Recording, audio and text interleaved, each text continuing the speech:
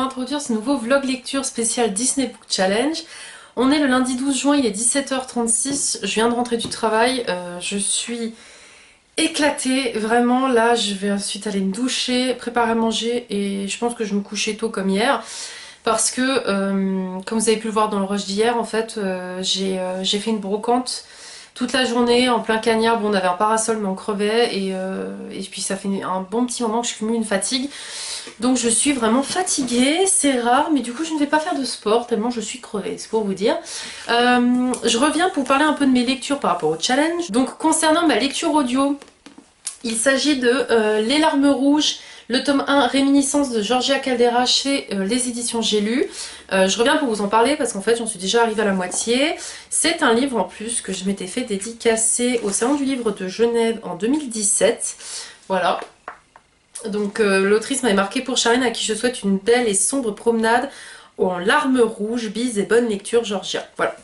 Donc ici ensuite on suit Cornelia, qui est une jeune femme de 19 ans qui va, alors dès le premier chapitre on a ça, faire une tentative de suicide, mais elle va se louper, et tant mieux, puisque du coup elle va être sauvée. Son père décide de l'emmener dans une espèce de manoir où il se passe des choses étranges. Cornelia elle a des visions horrifiques. Par moments il y a du sang qui coule sur les murs, la baignoire qui se remplit aussi de sang, enfin elle a des marques dans le dos. Il lui arrive vraiment beaucoup de choses étranges au point où elle se dit mais peut-être que je suis folle, ou alors je ne sais pas ce qui se passe. Et surtout il y a une personne qui arrête pas de lui parler dans sa tête et elle ne comprend pas si c'est son subconscient qui est là ou si c'est une autre personne vraiment qui s'adresse à elle.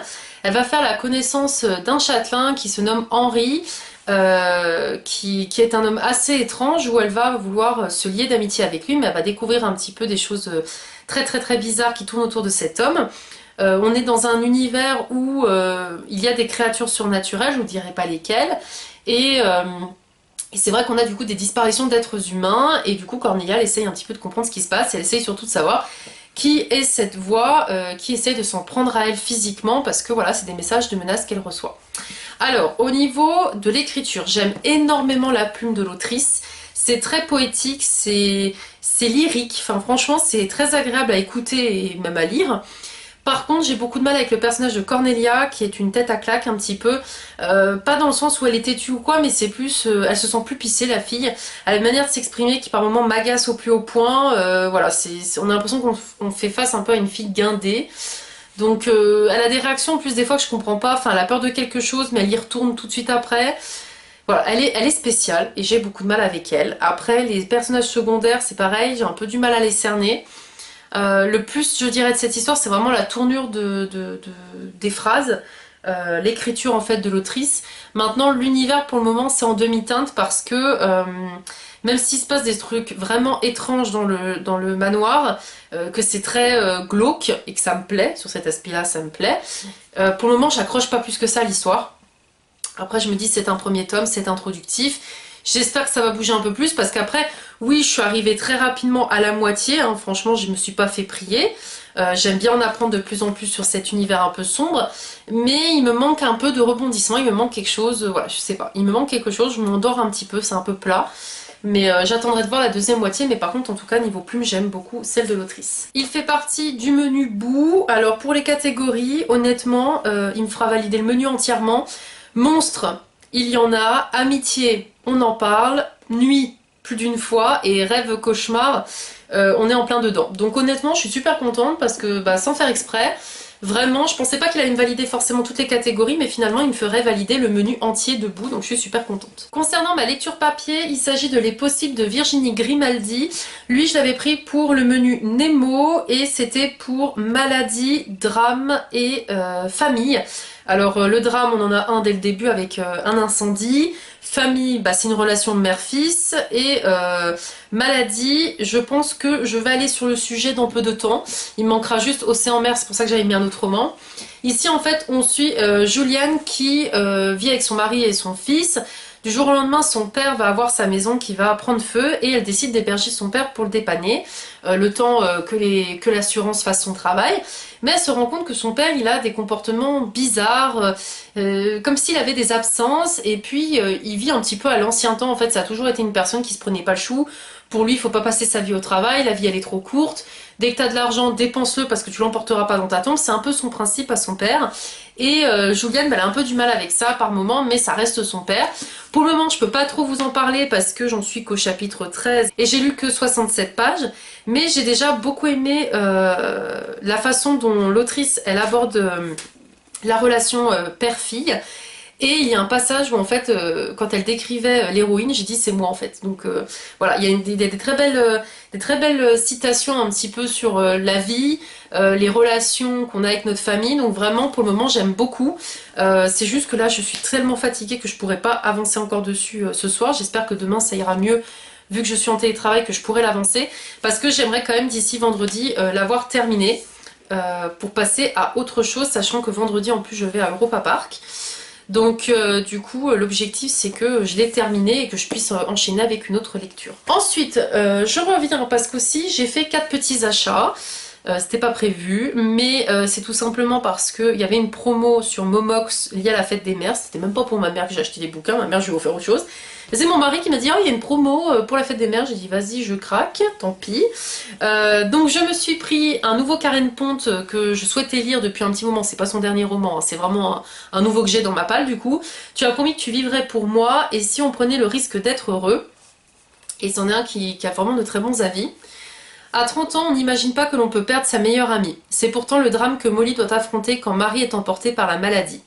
Juste avant de mourir, Cécile demande à Molly de lui faire une promesse. Vivre sa vie pleinement pour elles deux. Elle y tient, alors Molly accepte. Mais par où commencer? Lâcher son travail de serveuse? Rompre avec Germain? Certes, il est comptable et porte des chaussons, mais il est quand même gentil. Quelques jours après l'enterrement, Molly reçoit un mystérieux paquet contenant 12 lettres de Marie. Elle comprend alors que son engagement va l'entraîner bien plus loin que ce qu'elle imaginait. Ça me fait beaucoup penser au film PS I Love You qui m'avait vraiment touchée. Donc j'ai hâte de lire cette histoire. En plus, voilà, avec une meilleure amie, je pense que ça doit être bien touchant. Et c'est vrai que Karen Ponte, j'ai envie de découvrir tous ses romans et je les ai en poche, donc ça tombe bien. Ensuite, c'était un roman que je voulais lire depuis longtemps. Il s'agit d'un Emma Green, que je crois que j'ai encore jamais lu en plus ses autrices. C'est It's Raining Love chez les éditions Addictive. J'ai pris que des livres en très bons états sur Momox. Hein. Je me méfie du bon état sur Momox. En plus, on voit pas les photos, c'est pas comme sur Vinted. Donc quand je prends sur Momox ou Gibert, je prends que du très bon état. Une comédie romantique made in England. En allant se mettre au vert dans la campagne anglaise, Pippa espère fuir les casseroles qu'elle traîne malgré elle, son foutu ex qui l'a larguée en direct sur un plateau télé, sa mère poule qui n'a de cesse de la couver depuis 24 ans et sa tripotée de sœurs sur qui elle ne peut jamais compter. Alors que l'actrice londonienne vit son pire cauchemar, elle rencontre le British le plus arrogant, le plus égoïste et le plus charming qui soit. Petit problème, ils ne peuvent pas se supporter. Gros problème, Alistair Blackwood lui demande de l'épouser, de tout plaquer et de s'installer dans son manoir d'aristo. Pour de faux, juste pour une sombre histoire d'héritage et d'ego. Une proposition qu'elle ne va pas pouvoir refuser. Entre eux, tout a très mal commencé, mais ça pourrait finir bien pire. Il me tente énormément et je pense que cet été, enfin du coup au mois de juillet, quand j'aurai fini le Disney Book Challenge, je compte me lire des romances comme ceci pour pas me prendre le chou et c'est vrai que j'ai envie de romance en ce moment, ça me reprend pas mal.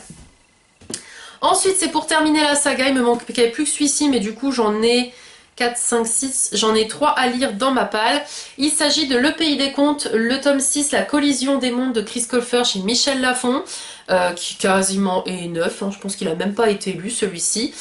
C'était le dernier de la saga qui me manquait, j'ai déjà lu le tome 1, 2 et 3. Le 1, le 2 des coups de cœur, le 3 un petit peu moins bien que les précédents tomes. Il me reste du coup le 4, le 5 et le 6. Je sais qu'il a fait une autre saga en parallèle qui se passe avant le Pays des Contes que je ne lirai pas parce que voilà, j'ai pas envie de me compliquer la tâche en fait avec des sagas qui se passent avant, après la saga principale. Ça va être pareil je pense avec The Immortal Instrument, je m'arrêterai juste à la saga principale parce que je trouve qu'après on part trop loin et j'ai vécu l'expérience avec le Labyrinthe où il me reste plus qu'un seul hors-série à lire, enfin un préquel, le deuxième du préquel et en fait moi ça m'embrouille et je me rends compte qu'après je traîne, donc voilà. En tout cas, la couverture est comme toujours magnifique, je vois qu'il y a des petits biscuits. Hein, donc voilà. Il faut savoir que c'est une saga très jeunesse, mais pas tant que ça. Les personnages en fait, c'est un peu comme à la Harry Potter en fait, ils grandissent. Dans le premier tome ils ont 11 ans, le deuxième tome 12 ans, etc. Donc là je présume qu'ils ont 16 ans. Et c'est vrai que du coup ils évoluent, on évolue avec eux et je trouve franchement que pour du jeunesse ça va. C'est pas trop enfantillage au niveau de ce qui se passe, par contre c'est immersif, il se passe plein de choses et franchement moi j'adore cet univers, à chaque fois c'est un petit plaisir. En général je me lis à peu près un tome par année mais il faudrait quand même que j'avance un petit peu plus donc faut que je me bouge les fesses. Et ensuite un autre roman qui me faisait très envie depuis sa sortie mais j'attendais d'avoir un petit peu les avis sur internet. Il s'agit de Twin Crowns chez les éditions Bayard de Catherine Doyle et de Catherine Weber. Un trône, des jumelles séparées à la naissance qui portera la couronne. Voilà. Et celui-ci me tentait énormément, il est en très bon état aussi.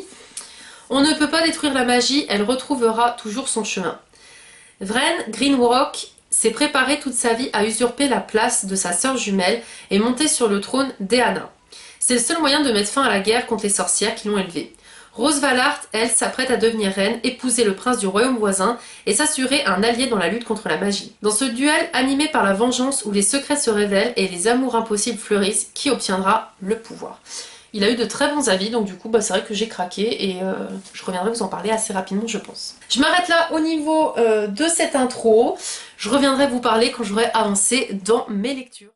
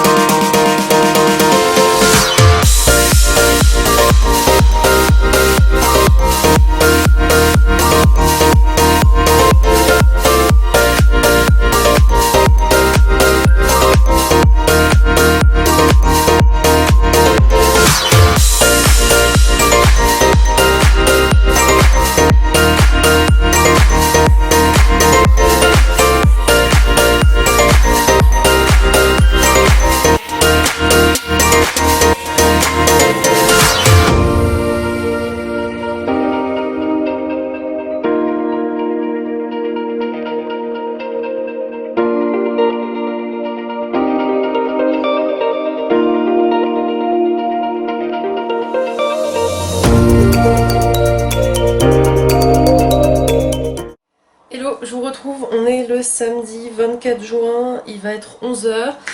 Je suis en tenue de sport puisque ça va être un samedi un petit peu à courir de partout et faire un petit peu de sport. Je reviens parce que je suis arrivée à la moitié de Les Possibles de Virginie Grimaldi. Franchement, j'aime énormément cette histoire, elle est vraiment très émouvante. En fait, on suit Juliane qui vit avec son fils et son mari. Et elle a son père qui a eu un incendie dans sa maison. Mais du coup elle décide de l'héberger, sauf que il s'était pas reparlé depuis un petit moment, mais elle se rend compte qu'il a un comportement bizarre, comme s'il avait un petit peu des absences, des oublis, des incohérences dans ses propos. Donc du coup elle se dit il doit avoir un souci de santé, donc elle essaye coûte que coûte de lui faire des examens pour creuser le sujet. J'aime énormément le personnage de Juliane parce qu'elle me fait beaucoup penser à moi, il y a beaucoup de citations vraiment magnifiques dans cette histoire. Honnêtement, je sais même pas pourquoi je n'ai toujours pas fini à l'heure où je vous parle parce que j'aime beaucoup. C'est juste qu'en ce moment j'ai pas mal de difficultés à lire parce que je suis fatiguée, parce que je bouge énormément les week-ends, c'est rare que je suis chez moi. Donc du coup c'est un peu sportif en ce moment. Mais franchement si ça ne tenait qu'à moi je le boufferais. Je vais voir si j'arrive à le terminer ce week-end parce que j'aimerais bien savoir la suite de l'histoire. Mais en tout cas, en étant déjà arrivée à la moitié, je peux que vous le recommander parce que c'est vraiment une histoire très très émouvante. Entre la relation d'une fille et son père. Concernant ma lecture audio en cours, donc Les Larmes Rouges, le tome 1 Réminiscence, je l'ai bientôt fini. Donc il me reste plus que ça en écoute, soit environ 6 heures il me semble. Je pense pareil que peut-être que j'arriverai à le terminer cette semaine. mais vu que je fais du covoit, j'écoute pas forcément mon livre audio quand je fais du covoit. J'écoute mon livre audio quand je fais mon ménage ou suivant quand je suis en TT, en télétravail du coup, et que mon travail ne me demande pas une concentration de dingue, j'arrive à écouter le livre audio en même temps. Mais par exemple, quand je suis en paye, c'est hors de question d'écouter un livre audio, je suis trop concentrée sur mes payes. Mais du coup, pour l'histoire, je sais pas comment je vais ressortir de cette histoire, pour être honnête avec vous, parce que j'adore la plume de l'autrice qui est très poétique. Le personnage de Cornelia, y a rien à faire, j'arrive pas. Et l'histoire, elle tourne en rond quand même. Les personnages se répètent, je trouve qu'il y a un peu d'incohérence aussi sur la temporalité au niveau de Cornelia qui a un travail et qui en fait on a l'impression qu'elle a passé déjà une semaine avec le châtelain donc, qui s'appelle Henri et en même temps on a l'impression que ça fait du coup qu'on nous dit comme si elle s'était absentée qu'une journée, enfin je sais pas, il y a quelque chose qui me dérange, je saurais pas dire vraiment mettre le doigt dessus, mais je trouve en fait que c'est une grosse brique mais il se passe pas des cent et des mille de choses. Alors l'histoire est vraiment intéressante parce que ça parle effectivement un peu d'un passé à travers des rêves mais aussi des cauchemars. J'aime beaucoup l'histoire parce qu'elle est quand même sombre, mais c'est juste qu'il y a au niveau de la temporalité et du personnage principal j'ai du mal. Donc de toute façon j'ai le tome 2 et 3 dans ma palle et je compte les lire parce que j'accroche beaucoup à la plume de l'autrice. C'est juste que le personnage principal j'espère qu'il va évoluer parce que c'est dur, elle est agaçante, j'ai envie de la tarter. Pour être honnête, j'ai envie de la tarter. Donc je verrai pour vous revenir vous en parler quand je l'aurai terminé.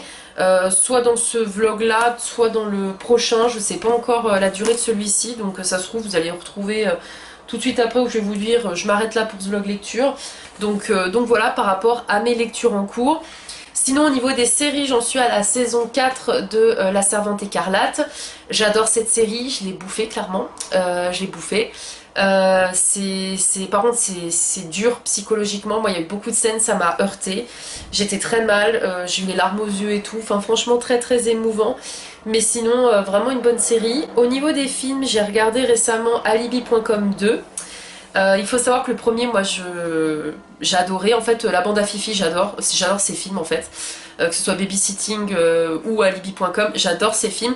Mais j'avoue, autant Babysitting 1 et 2, j'ai adoré, mais le 1 reste le meilleur. Autant Alibi.com, le 1 est génial, le 2 est moyen. J'ai trouvé que c'était drôle, hein, je dis pas, il y a des scènes, c'est drôle, mais en fait, c'était trop gros, du coup. Il est allé trop loin dans les choses. Et c'est dommage parce que du coup j'ai moins rigolé que le premier, mais après ça reste des films vraiment sympas, avec une bonne équipe d'acteurs vraiment drôle. Franchement j'ai vraiment passé quand même un bon moment, mais c'est juste que j'ai trouvé moins bien que le premier. Mais de toute façon c'est souvent comme ça avec les films. Et sinon je vous dis à plus tard.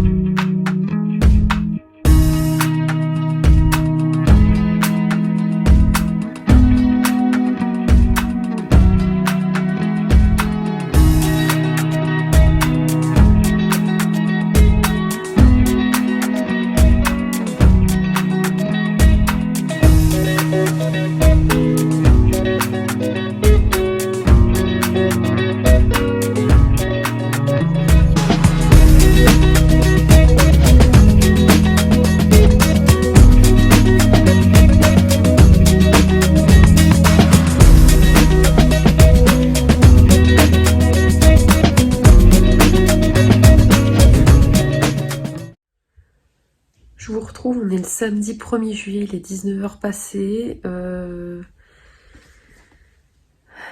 viens de finir Les Possibles de Virginie Grimaldi, avec les larmes aux yeux.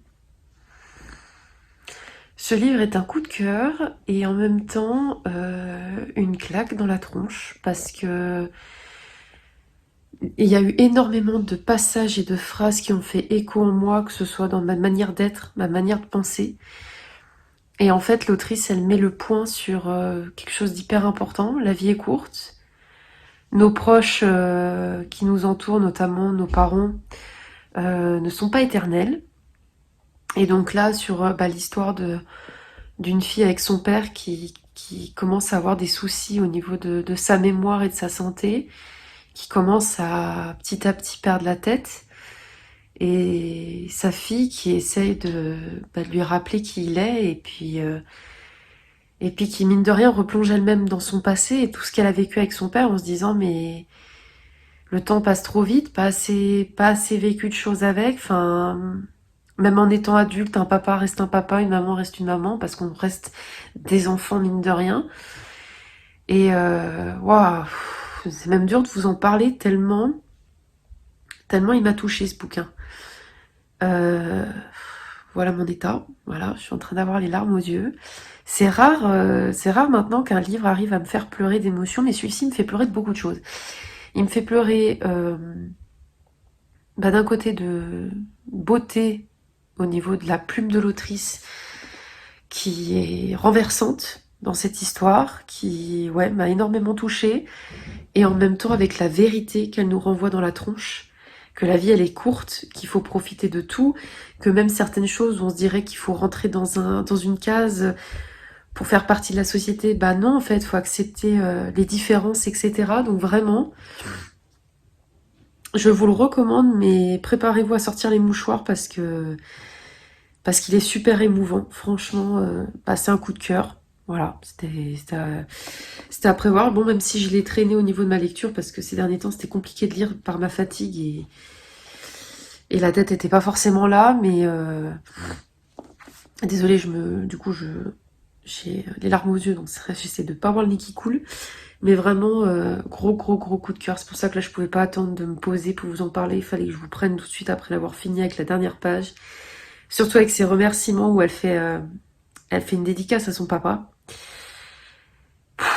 Ouais, très émouvant. Vraiment dur. Donc là, je vais passer sur une lecture peut-être un peu plus fantaisie ou quoi, parce que ça m'a brassé un petit peu cette histoire, tellement elle est touchante et ouais, elle est bourrée de vrai en fait. Elle est bourrée de vrai. Voilà, c'était juste pour vous dire que dans l'état où ce livre m'a mis, vraiment, lisez-le parce que c'est une claque dans la tronche tellement il est touchant, quoi. Du coup, je vous reprends après m'être remise de mes émotions. Donc, c'est un coup de cœur, un 5 sur 5, vraiment une claque, va falloir que je le prête à ma mère parce que je pense qu'il pourrait lui plaire. Donc vous retrouverez le lien de ma chronique en barre d'infos. J'ai également terminé ma lecture audio de Les larmes rouges de Georgia Caldera. C'est un tome où j'ai passé un bon moment de lecture, mais le personnage principal de Cornelia, comme je vous l'ai dit, m'a plus d'une fois agacée. Elle aime une personne, 2 minutes après elle veut plus en entendre parler, elle reveut être avec cette personne, enfin franchement c'est agaçant au plus haut point. Je la trouve aussi un peu égoïste, un peu fifi gâtée par son papa. Donc j'espère vraiment que dans la suite de la saga ça va s'améliorer parce que du coup j'ai le tome 2 et le tome 3 dans ma palle. Mais par contre j'ai vraiment beaucoup aimé l'univers très sombre, très un peu style gothique de l'autrice. Et en même temps sa plume qui était poétique. Donc du coup, je lui ai mis la note de 3 sur 5 parce que voilà, j'ai quand même passé un bon moment de lecture. C'est juste que pour moi, il manque encore des petites choses pour vraiment que je sois accro à cet univers-là. Mais en tout cas, l'histoire a l'air prometteuse. Donc je vous laisse le lien de ma chronique en barre d'infos puisque je lui ai mis la note de 3 sur 5.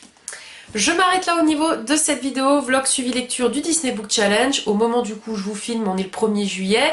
Le challenge est officiellement terminé. Bien sûr les personnes peuvent continuer de le faire. Moi je vous cache pas que je ne sais pas encore si je vais m'étaler ou pas parce que quelque part j'ai quand même validé la plupart des menus. Le menu Rémi, j'ai regardé Rémi il n'y a pas si longtemps que ça, enfin Ratatouille, donc je l'ai validé. Woody, bah, je l'ai validé avec mine de rien en regardant Toy Story.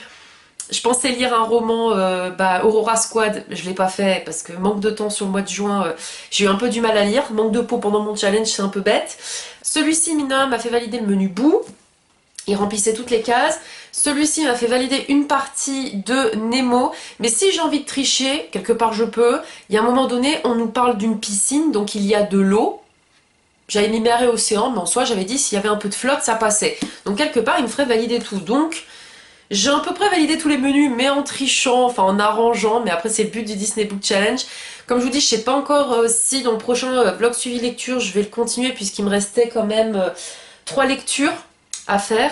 Je pense que je vais en lire certaines quand même du Disney Book Challenge, mais pas tout de suite, puisque il y a une autre lecture qui me fait très envie, vous le verrez dans le prochain vlog suivi lecture. Donc je pense me faire ma lecture qui me fait très envie et peut-être reprendre une du Disney Book Challenge après. Il y a eu une gagnante pour le concours de la box surprise, donc félicitations à elle. Elle m'a répondu, donc sa participation est bien prise en compte. J'ai déjà commandé tout ce qu'il fallait, j'espère que ça lui fera plaisir parce que comme d'hab j'essaie de trouver un objet en lien avec chacun des Disney, plus le livre offert qu'elle a choisi. Donc voilà, j'espère vraiment que ce challenge vous aura plu. N'hésitez pas à me dire en commentaire si ça vous a fait plaisir de le faire. Est-ce que vous avez validé les menus? Est-ce que vous seriez pour qu'il y ait un nouveau Disney Book Challenge en 2024? Parce que je le fais parce que j'adore faire ce challenge, mais j'aime bien aussi vous faire plaisir, sachant que une parmi vous a répondu au questionnaire en mettant une idée que j'avais en tête et qui risque d'arriver l'année prochaine si vous voulez voir revenir ce challenge. Donc n'hésitez pas à me le dire en commentaire, à mettre un petit emoji en lien avec les lectures sucrées, comme d'habitude ça me fait très plaisir. Et petit message pour vous dire, même si j'ai fait une publication, que mon compte Instagram est à présent privé.